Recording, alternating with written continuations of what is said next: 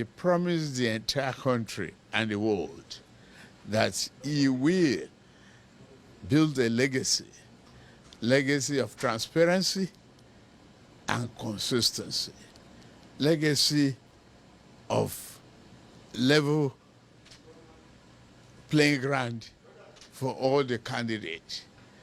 He will be committed to democratic principles and values, and he did so. He didn't endorse anybody. He didn't impose anybody.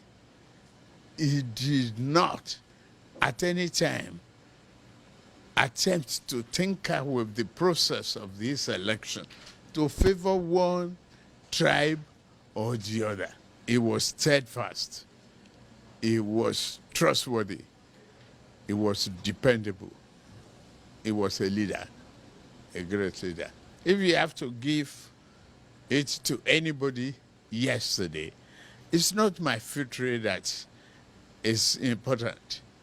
It's the process and the management of that election that gave it to President Muhammadu Buhari. So the next task before you now is getting a formidable partner as running mate.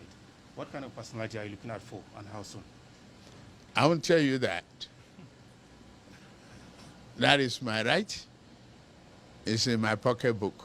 So what would be the major selling points of Jagaban as we prepare for a nationwide campaign? That I'm brilliant, I am experienced from private sector to public sector, and ready to hit the ground running same day and not mess up the legacy of progress and honesty that is left behind for me and handed over to me by President Muhammadu Buhari.